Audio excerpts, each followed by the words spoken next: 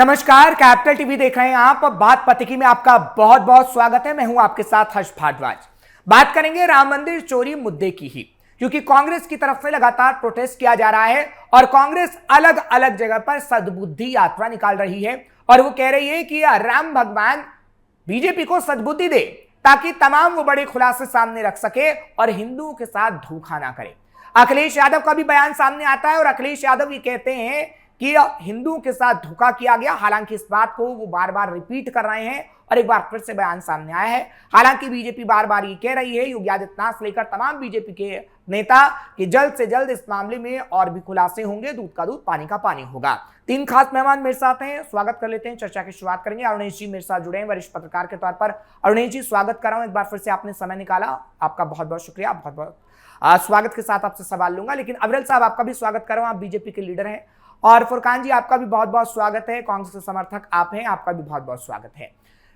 अरुणेश जी, सबसे पहले मैं आप ही के पास आता हूं, क्योंकि आप वरिष्ठ पत्रकार हैं। नेताओं से मैं सवाल जरूर लूंगा, क्योंकि सवाल जवाब अभी भी नेताओं के चल रहे हैं, आरोप प्रत्यारोप का दौर जारी है।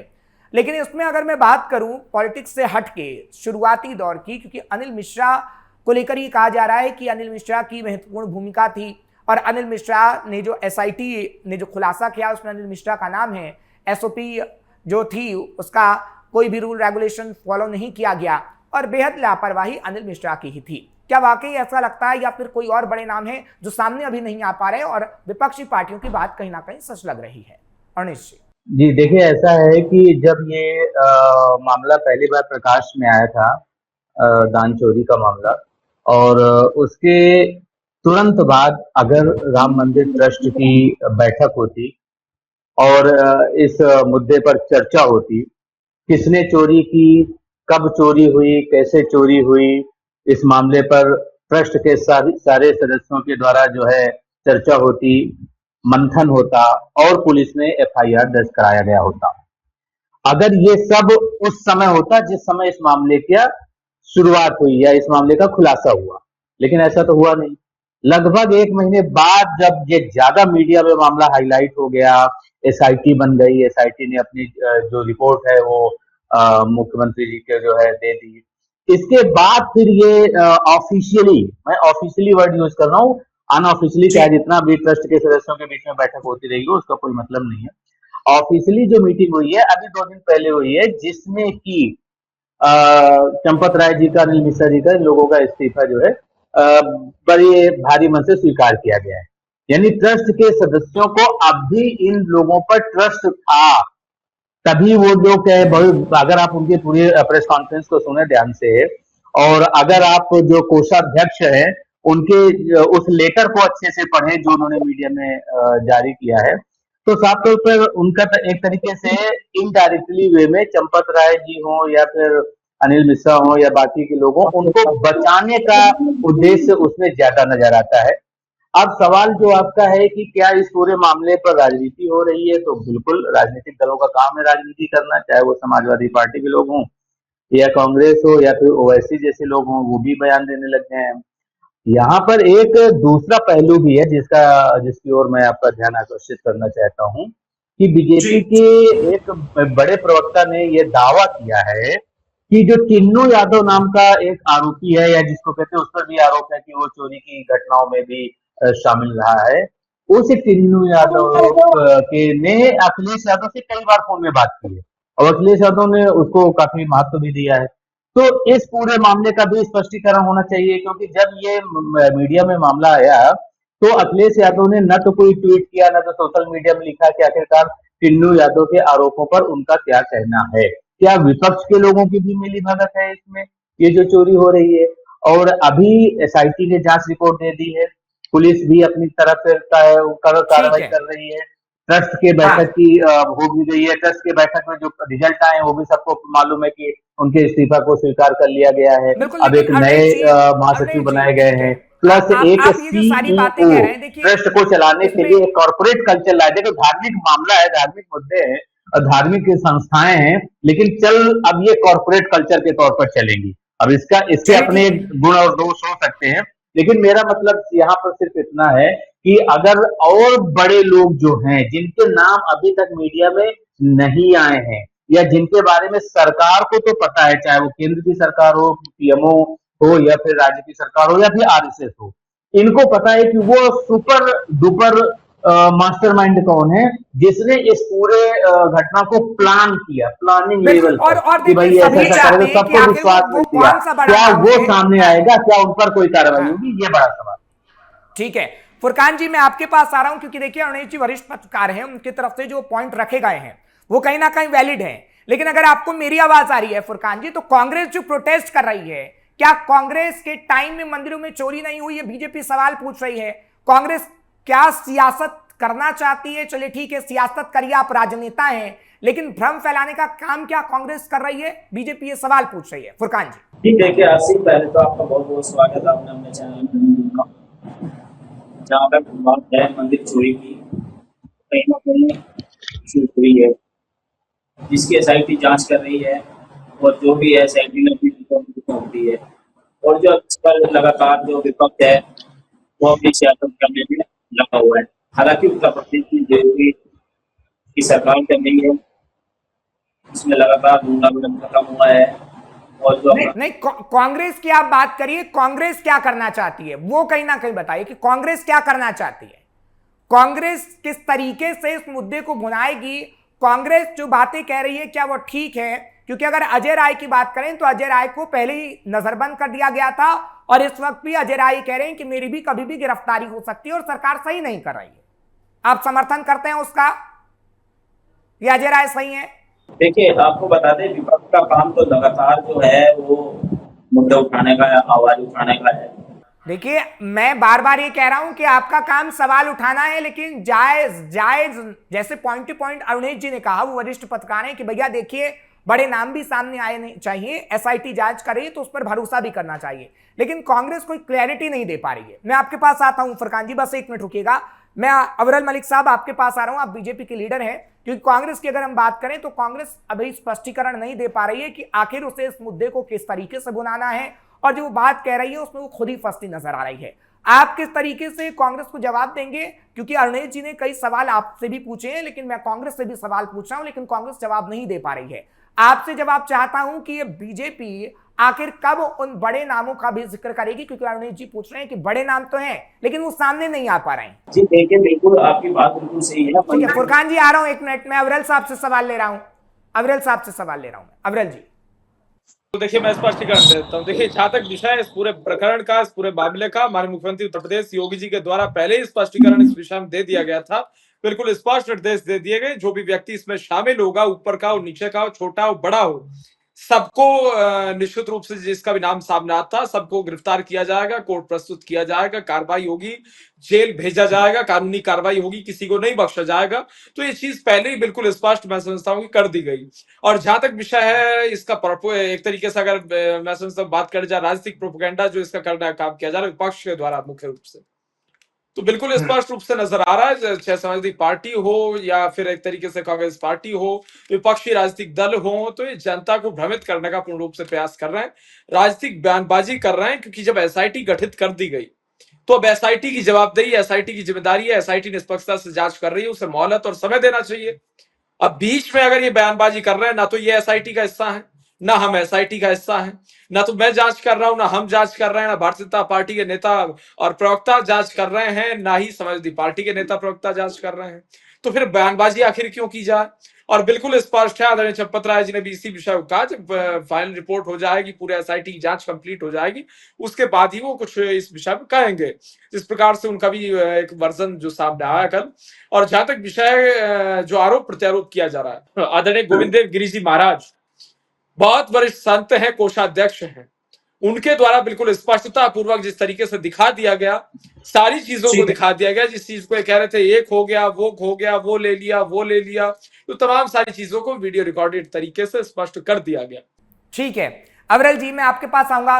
अरुणेश जी देखिए, बीजेपी की अगर हम बात करें तो बीजेपी एक क्लियरिटी दे रही है, लेकिन कांग्रेस क्लियरिटी नहीं दे पा रही है सर। क्योंकि देखिए समर्थक मेरे साथ इस वक्त मौजूद हैं। अगर मैं कांग्रेस के प्रवक्ताओं की बात भी करूं तो कांग्रेस के प्रवक्ता भी क्लियरिटी नहीं दे पा रहे हैं।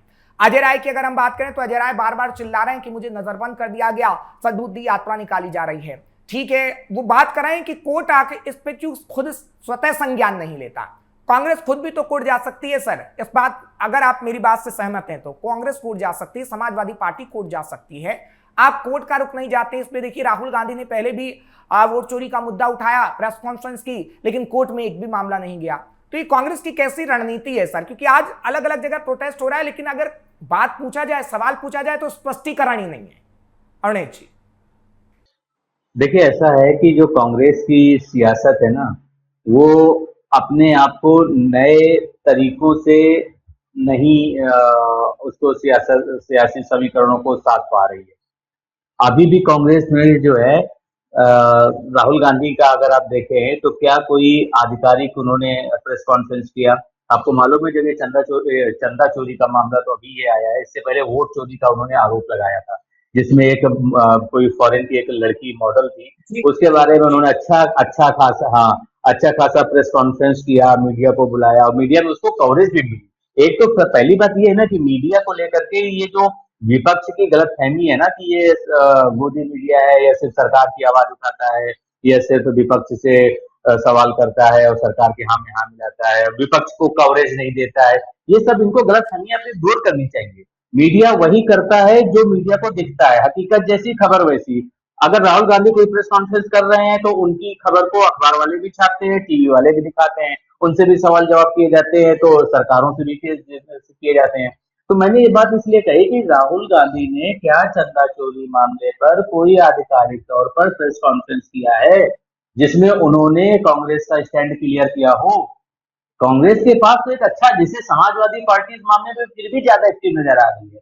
अखिलेश यादव को देखेंगे तो उन्होंने तो एक तरीके से इस मामले का खुलासा किया था जब सोशल मीडिया पे उन्होंने इस खबर को डाला, है ना। तो कहने का मतलब ये है कि इस मामले की अगर सियासी कवरेज की बात करें, सियासी हानि लाभ या सियासी समीकरणों को साधने की कोशिश में अखिलेश यादव आगे है, राहुल गांधी पीछे है।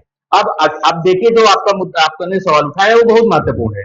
अरे भाई, अखिलेश यादव हो चाहे राहुल गांधी हो चाहे कांग्रेस हो चाहे ओवैसी की पार्टी हो, आपको अगर कुछ आरोप लगाना है, आपके पास अगर कुछ प्रमुख तथ्य हैं या आपके पास तर्क हैं या आपके पास कोई ऐसा प्रमाण है तो आप जाइए, पुलिस जाइए, कोर्ट, किसने रोका हुआ है भाई? कोई किसी, अगर आपको लगता है कि इन्होंने ऐसा किया तो आप जाके उसको कानूनी लड़ाई लड़िए। तो ये क्या है ना कि ये सोशल मीडिया पे लड़ाई लड़ते हैं, उन्होंने ट्वीट कर दिया, उन्होंने ये लिख दिया, बस उसी पे बहस होती है। अभी भी न तो कांग्रेस गई, ना तो जो है अखिलेश यादव की पार्टी जो है वहां पर पुलिस के पास गई, ना तो इन्होंने एसआईटी के सामने एसआईटी से टाइम मांगा कि भाई मुझे टाइम दीजिए, मैं आकर के प्रमाण देता हूं, मैं सबूत देता हूं कि ऐसा ऐसा हुआ है। ये सिर्फ हवाई लड़ाई लड़ रहे हैं वो, इसलिए नहीं अरुणेश जी, एक बात और है ना। हाँ अरुणेश जी, एक बात और है। देखिए, अगर मैं बात करूं, देखिए बीजेपी में कोई दो राय नहीं, आप काफी वरिष्ठ हैं इसलिए मैं खुलकर बात कर रहा हूं कैमरे के सामने और ऑन कैमरा ये बातचीत है। क्योंकि देखिए बीजेपी की अगर हम बात करते हैं, एक तो वो इलेक्शन मोड में हमेशा रहती है। बात अगर प्रवक्ताओं की आए या फिर समर्थकों की आए तो समर्थक ऐसे हैं कि नहीं भैया, बीजेपी का झंडा उठाया है तो उसे जिंदगी भर थामे रहना है।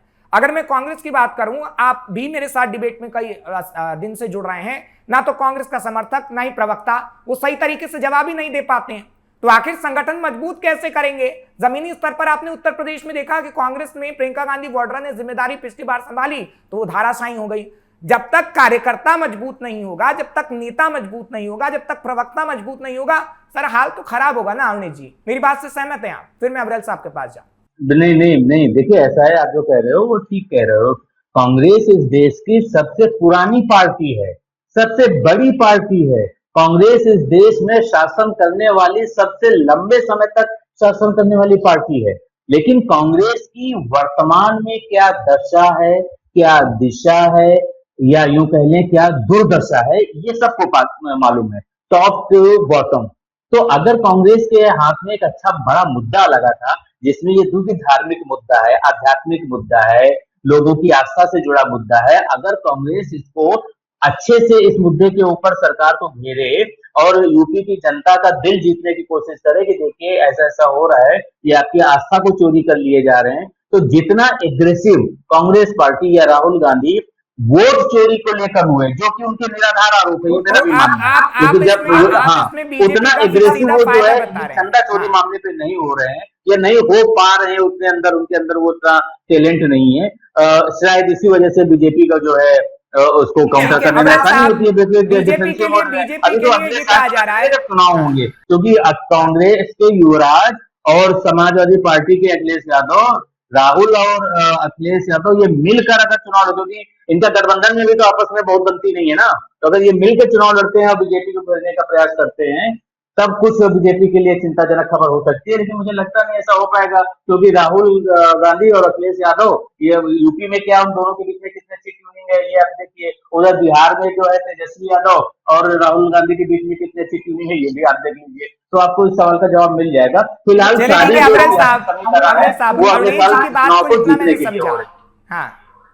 अरुणेश जी की बात को जितना मैं समझा, आपके लिए फायदा इसलिए हो रहा है क्योंकि मुद्दों को सही से भुनाने वाली पार्टी सामने नहीं है विरल साहब। और अरुणेश जी कह रहे हैं कि अगर सटीक तरीके से मुद्दा उठाया जाता तो शायद समाजवादी पार्टी या कांग्रेस का फायदा हो जाता। तो बीजेपी क्या तब तक ही बच रही है जब तक मजबूत एक विपक्ष नहीं है, क्योंकि देखिए लोकतंत्र के लिए विपक्ष का मजबूत होना बेहद जरूरी होता है, लेकिन वो है नहीं। और इसी वजह से आप सरकार बना रहे हैं और आगे भी यही सरकार बनती रहेगी जब तक विपक्ष मजबूत नहीं हो पाएगा। विपक्ष मजबूत नहीं है तब तक बच रहे हैं आप। देखिए, जहां तक विषय विपक्ष का, विपक्ष को मजबूत होने से किसने रोका? विपक्ष की अगर स्थिति की बात कर ली जाए, विपक्ष में खुद ही फूट है, वो तो स्पष्ट नजर आती है। माननीय प्रधानमंत्री मोदी तो स्वयं कहते हैं तो विपक्ष आलोचना करे, तथ्यों के आधार पर आलोचना करे, तो ये बिल्कुल स्पष्ट रूप से ये चीज नजर आती है। और उसी के कारण से जो स्पष्ट जनता का जवाब है, मैंडेट है, वो भी स्पष्ट नजर आ रहा। नंबर 2, जहां तक ये राम मंदिर वाला प्रकरण का विषय है, बिल्कुल स्पष्ट है, माननीय योगी जी का स्पष्ट आदेश है, स्पष्ट निर्देश है, कोई किसी रूप में नहीं बचने पाएगा। जो छोटी मछली बड़ी मछली ये सब चीजें कह रहे हैं, चाहे छोटा हो बड़ा हो, अगर उसने अपराध किया, अगर उसने भ्रष्टाचार किया है, करप्शन किया है, पैसा खाया है, उस पर कार्रवाई होगी, बिल्कुल स्पष्ट है। नंबर 3, जहां तक विषय है एक तरीके से ट्रांसपेरेंसी का, तो बिल्कुल हमारा स्पष्ट मानना है ट्रांसपेरेंसी होनी चाहिए। और भ्रष्टाचार मुक्त उत्तर प्रदेश का भारतीय जनता पार्टी का, योगी जी की सरकार का स्पष्ट संकल्प है। उसी के आधार पर मजबूती के साथ योगी जी की सरकार चल रही है, हमारी सरकार चल रही है। और पुनः हमारी सरकार, योगी जी के नेतृत्व वाली सरकार वर्ष 2027 में मजबूती के साथ, प्रचंड और पूर्ण बहुमत के साथ उत्तर प्रदेश में आ रही है। चलिए ठीक है, मैं आपके पास तुरंत आ रहा हूं। फुरकान जी, मेरी आवाज अगर आप तक आ रही है, देखिए हम लोग कांग्रेस को लेकर अभी खासतौर पर जिक्र कर रहे हैं, समाजवादी पार्टी को लेकर हमने डिबेट में कई बार चर्चाएं की हैं। अगर मैं कांग्रेस का जिक्र करूं तो कांग्रेस के लिए यह कहा जाता है कि कांग्रेस में आजकल प्रवक्ताओं की कमी है जो सीधे तरीके से टीवी डिबेट में बैठ नहीं सकते। समर्थकों की बात करें तो समर्थकों का भी वही हाल है। आपकी अगर मैं बात करूं तो क्या आप भी ये कहेंगे कि देखिए कांग्रेस का अगर आप समर्थन करते हैं तो जब तक पुरजोर तरीके से आवाज नहीं उठा पाएंगे, सरकार के खिलाफ आप लोग नहीं बोल पाएंगे, तब तक कुछ नहीं होगा सर। विपक्ष की मजबूती देश में सबसे जरूरी है, जो कि कांग्रेस पार्टी की हो नहीं पा रही है। और अगर मैं बीजेपी की बात करूं तो बीजेपी कह रही है कि भैया हम काम भी कर रहे हैं, हम मजबूत भी हैं, तो क्यों ना जनता हमें चुने। और सही बात है, बीजेपी को जनता चुन रही है। फुरकान जी, मेरी आवाज आ रही है तो सवाल का जवाब दीजिएगा। फुरकान जी, आवाज नहीं आ रही, आवाज नहीं आ रही।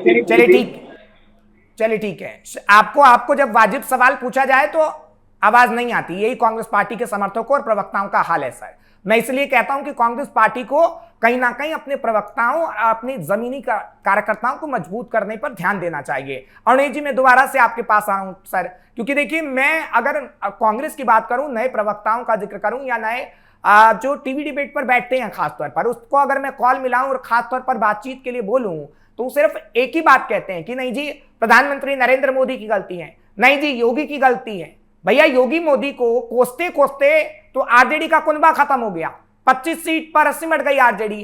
क्या उत्तर प्रदेश में समाजवादी पार्टी और कांग्रेस भी यही गलती कर रही है कि मोदी और योगी को गाली देंगे तभी कुछ काम बन पाएगा, अपनी रणनीति बतानी नहीं है? अरुणेश जी, देखिए ऐसा है कि मोदी और योगी की जो जोड़ी है ना, वो अपनी जगह पे अपना काम कर रही है, वो विपक्ष की इतनी परवाह ही नहीं करते हैं, है ना। बल्कि ज्यादा अगर आपको याद दिलाऊं तो कुछ समय पहले बीजेपी ने यही कहा था, हम कांग्रेस मुक्त भारत बनाएंगे। तो ये स्टेटमेंट भी अपने आप में बहुत गलत है, क्योंकि आपने भी कहा और ये सच है कि लोकतंत्र में सत्ता पक्ष के साथ साथ विपक्ष का होना भी जरूरी है।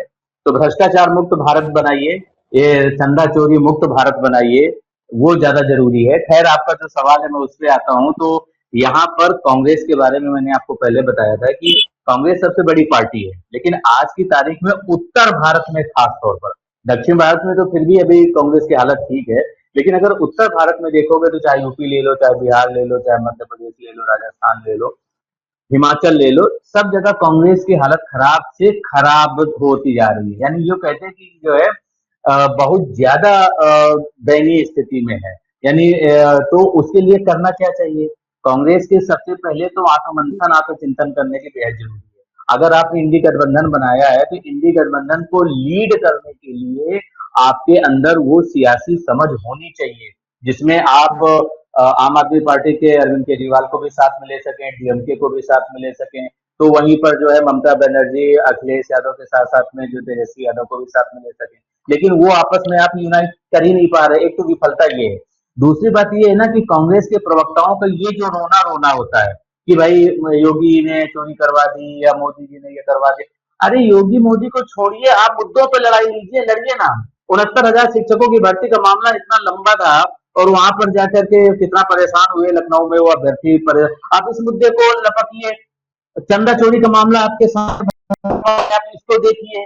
आप वहां पे देखिए कि जो बिजली का स्मार्ट बिजली सरकार ने लगवाया था यूपी गवर्नमेंट में, उसको लेके आम जनता कितनी त्रस्त है। आप उन, अरे भाई मुद्दों पे लड़िए, मुद्दों पे सरकार को भेजिए। और जो जिम्मेदार है, अधिकारी प्रशासन के लोग हैं या स्थानीय जो उस, जैसे मान लो बिजली का मामला है स्मार्ट मीटर अरुणेश का, जी, तो अरुणेश स्मार्ट जी, मीटर का जो वहाँ बिजली मंत्री है ना यूपी सरकार में कोई, ठीक है तो अब अरुणेश उस जी, बिजली मंत्री को अरुणेश भेजिए। जी, आप क्यों योगी को जो उसमें करते हैं? नहीं अरुणेश जी दिक्कत ये भी है ना कि देखिए अगर आप सवाल उठाएंगे तो आप गोदी मीडिया बन जाएंगे, आपको कहा सबसे जाएगा बड़ा अधिकारी नहीं, है, सबसे बड़ा ठीक है मंत्री, अरुणेश जी, आप उसको भेजिए। तो कुल मिला के जमीनी स्तर पर जब तक पकड़ ये मजबूत नहीं बनाएंगे, चाहे वो कांग्रेस वाले हों, समाजवादी पार्टी वाले हों, तब तक वो बीजेपी से टक्कर नहीं ले पाएंगे। नहीं और अभी अरुणेश तो जी, बीजेपी के लिए अरुणेश बहुत जी, बड़ा ये मामला है कि कुछ समाजवादी पार्टी के सांसद और विधायक टूट सकते हैं 2027 के चुनाव आने से पहले। तो अगर ऐसा कुछ होता है तब तो समाजवादी पार्टी भी एक तरीके से खत्म होने लायक हो जाएगी, जैसे कि महाराष्ट्र में आपने देखा शिवसेना का क्या हश्र नहीं हुआ। अरुणेश तो जी, इन विपक्षी पार्टियों को बहुत अरुणेश जी, सतर्कता के साथ देखिए सियासत करनी मामला क्या चाहिए, है ना, मैं समझदारी के साथ अविरल साहब राजनीति के करना पास जाऊं। चाहिए,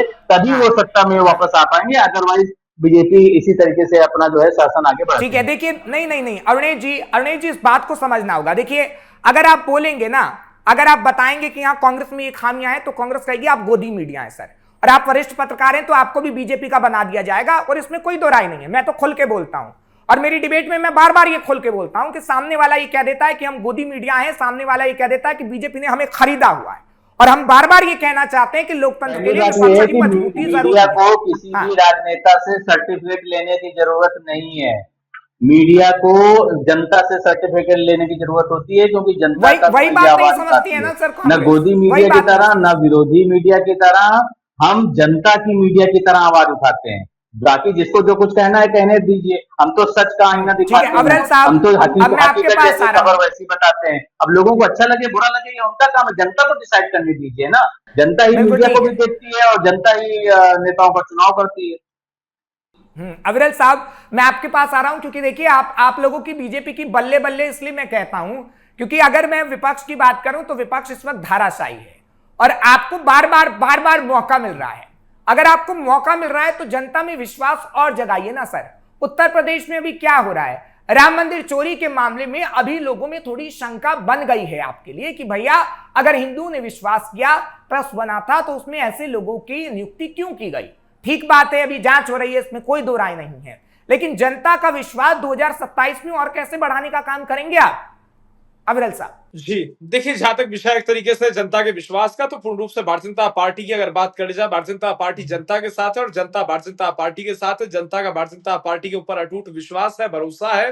नंबर 2, जहां तक विषय भारतीय जनता पार्टी की नीयत का बिल्कुल स्पष्ट है। हम तो सबका साथ और सबके विकास के आधार पर, जिस प्रकार से जाट गुर्जर राजपूत क्षत्रिय वैश्य बिना जातिवाद और बिना क्षेत्रवाद और बिना किसी जिले को देखे हुए, बिना विधानसभा को देखे हुए, बिना हमारा विधायक है किसका विधायक है इस चीज को देखे, उत्तर प्रदेश में, पूरे उत्तर प्रदेश का सर्वांगीण विकास करने का काम योगी जी के नेतृत्व में हुआ, तो वो चीज सबने देखा है। नंबर 3, जहां तक विषय विपक्ष का और एक तरीके से अगर कांग्रेस की और समाजवादी पार्टी की बात करी जाए, अगर इनके पास मजबूत नेता नहीं है, इनके पास मजबूत प्रवक्ता नहीं है, अगर इनके ये सोशल मीडिया पे मजबूत नहीं है, मीडिया में मजबूत नहीं है, और इनके पास तथ्य नहीं है, इनके पास रिसर्चर नहीं है, इनके पास रिसर्च करने वालों की कमी है, इनके पास एक तरीके से ऐसे भाषण चलिए लिखने ठीक वाले है हैं अविरल जो साहब, उच्च अविरल भाषण लिखते साहब, हैं, अविरल तो साहब उसमें मैं देखिए माफी चाहता हूँ, ठीक है अविरल अविरल साहब, साहब आपको आपको दो राउंड माफी माफी चाहता चाहता हूँ। हूँ, इस वक्त मेरे मेरे पास नहीं है, भी उसमें मेरे भारतीय पास जनता भी पार्टी का कोई अविरल लेना देना साहब, नहीं है। हाँ, भारतीय जनता पार्टी तो कहती है विपक्ष मजबूत हो, लेकिन अगर विपक्ष स्वयं मजबूत नहीं होता है, विपक्ष स्वयं मजबूत नहीं होना चाहता है, तो ये विपक्ष की जिम्मेदारी है निश्चित रूप से। और दूसरी चीज ये है कि भाई भारतीय जनता पार्टी क्या कर रही है। Bharatiya Janata party double engine की सरकार केंद्र में और उत्तर प्रदेश में जो चल रही है, उसमें एग्जीक्यूट जो पॉलिसीज को कर रही है बड़े ईमानदारी के साथ, पूर्ण रूप से 100% ईमानदारी के साथ कर रही है। अगर केंद्र से 1 रुपया आता है तो 1 रुपया खाते में जाता है, अगर किसान सम्मान निधि आती है तो सीधा किसान के खाते जाती है, हजारों रुपए किसान के खाते में सीधा डीबीटी के माध्यम से लाभ पहुंचता है। सॉइल हेल्थ कार्ड से लेकर तमाम स्कीम चलाई ठीक जा है रही है। अविरल राम साहब, मंदिर वाली जो आपने बात की, राम मंदिर वाले में एसआईटी का गठन हो गया, एसआईटी जांच कर रही है, और एसआईटी का जो भी विषय सामने आता है उस आधार पर कार्रवाई होगी, बिल्कुल स्पष्ट है। अब ये कहते हैं कि भाई इस प्रकार का प्रकरण हमारी सरकार में हो गया, तमाम सारी चीजें कहेंगे, तो इस चीज को कम से कम याद रखना चाहिए। जिम्मेदारी वाली जब बात पूछते हैं, मैं उन लोगों से पूछता हूं, इसी देश में, इसी राष्ट्र के भीतर, इसी देश की प्रधानमंत्री स्वर्गीय श्रीमती इंदिरा गांधी जी इस देश की प्रधानमंत्री थी, प्रधानमंत्री रहते हुए उन्हीं के निजी निवास पे उन्हीं की हत्या कर दी गई, उन्हीं के निजी सुरक्षा कर्मियों के द्वारा दुखद हत्या की गई। और अब जिम्मेदारी किसकी हुई? क्या वो उनके प्रधानमंत्री पद पे होते हुए उनकी जिम्मेदारी कही जाएगी, या उस समय कांग्रेस की जिम्मेदारी बताई जाएगी? लेकिन घटना हुई, दुखद घटना हुई, बेहद निंदनीय घटना हुई, और उसके बाद एक्शन चलिए ठीक है उसके अविरल बाद साहब, जो हाँ, नेसेसरी स्टेप्स लिए जाने चाहिए थे वो स्टेप्स लिए गए, और आगे एसपीजी का गठन और तमाम सारी चीजें हुई। ऐसे ही इस मामले में जो भी नेसेसरी स्टेप्स होंगे वो इन फ्यूचर लिए जाएंगे। हाँ ठीक है अविरल साहब, देखिए क्या है ना, आपने बीच में प्रवक्ता की बात की थी, मैं तो खुद चाहता हूं कि भैया आपसे कांग्रेस का प्रवक्ता सवाल पूछे। सर हमें काम करना पड़ता है, हम तो पत्रकार हैं, आपसे सवाल पूछेंगे, लेकिन विपक्ष का काम आपसे सवाल पूछना होता है। हम तो एक दिन में 10 प्रवक्ताओं को फोन करते हैं, साहब बैठने को राजी नहीं, और अगर कोई बैठता भी है तो कल के दिन खबर आती है कि उसने बीजेपी ज्वाइन कर लिया। तो ये विपक्ष का हाल है। खैर आपके लिए वो अच्छी बात है, लेकिन आप अगर काम करेंगे तो ही जनता आपको दोबारा से सत्ता पर विराजमान करेगी, नहीं तो नहीं करेगी। सर ये सभी पार्टियों के लिए। और नहीं जी, जाते जाते क्लोजिंग कमेंट आपसे चाहूंगा, संक्षेप में सर, छोटा सा चाहूंगा, ज्यादा बड़ा नहीं, समय मेरे पास नहीं है, आप काफी वरिष्ठ हैं। आपको क्या लगता है कि 27 की अगर हम बात करें तो 27 में कांग्रेस का फिर से सुपड़ा साफ है? देखिए ऐसा है कि 27 के जो सियासी समीकरण है ना, उसकी बिसात तो अभी से दिखाई जा रही है, और मुझे ऐसा लगता है कि चंदा चोरी का एक बड़ा मुद्दा बनेगा। विपक्ष इसको भुनाने की कोशिश करेगा, अब वो इस कोशिश में कितना कामयाब होता है ये आने वाला समय बताएगा। लेकिन कांग्रेस की हालत जो पस्त थी, वो मुझे पस्त ही नजर आ रही है, क्योंकि इस मुद्दे पर उन्होंने, कांग्रेस उतना एक्टिवली काम कर नहीं रही है। और दूसरा इस बात पर निर्भर करेगा कांग्रेस की सफलता या समाजवादी पार्टी की सफलता कि इंडी गठबंधन के जो नेता हैं वो कितना एकजुट होकर के यूपी में चुनाव लड़ते हैं और बीजेपी को टक्कर देते हैं, इस पर निर्भर करता है। अन्यथा कांग्रेस की स्थिति में कोई सुधार होने वाला मुझे नहीं दिख रहा है। चलिए ठीक है फुरकान जी, अगर मेरी आवाज आ रही है तो आपसे अपील करूंगा, अगर किसी भी पार्टी का आप समर्थन करते हैं तो सर एकदम ऐसा दम लगा के बात करिए कि हाँ आप उसके समर्थक हैं और उसके बारे में आप अच्छे से बोल सकते हैं, साथ ही साथ आवाज उठा सकते हैं। क्योंकि देखिए अगर हम अपने दर्शकों की बात करें तो करोड़ों दर्शक हैं सर, और वो चाहते हैं कि आप दमदार तरीके से अपनी बातों को रखें। फुरकान जी मेरे पास समय इतना ही था, फिर आपसे जरूर मुलाकात करेंगे। अरुणेश जी आपका भी बहुत बहुत शुक्रिया, फुरकान जी आपका भी, अविरल साहब आपका भी बहुत बहुत शुक्रिया, हम चर्चा जरूर करेंगे। फिलहाल सार्थक बहस हम करते हैं, और आपको जो वरिष्ठ पत्रकार ने समझाया वो कहीं ना कहीं 100 आने सच है। क्योंकि देखिए बीजेपी को मौका तभी मिलता है जब विपक्ष कमजोर होता है। हालांकि बीजेपी की जो नीतियां होती हैं वो भी कहीं ना कहीं सही होती हैं, ऐसा बीजेपी कहती है, और आप भी बेहतर जानते हैं क्योंकि आप लोकतंत्र में सबसे अव्वल नंबर पे होते हैं, क्योंकि आप वोट डालते हैं। तो सोचिएगा, समझिएगा, और कौन आपके लिए बेहतर है उससे ही वोट करिएगा। राम मंदिर मामले पर हम मुद्दा उठाते रहेंगे और सवाल के जवाब पूछते रहेंगे, बात पते की करते रहेंगे। मुझे इजाजत दीजिए, नमस्कार।